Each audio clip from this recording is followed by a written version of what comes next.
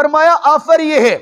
جو قربانی، اچھا ایک تو آفر ہے نا، صرف یہ نہیں ہے کہ کر لو گے تو ثواب ہے، نہیں کرو گے تو کچھ نہیں ہے، نا نا نا نا، میرے پیغمبر نے فرمایا من استطاع منکم، جو تم میں سے طاقت رکھتا ہے،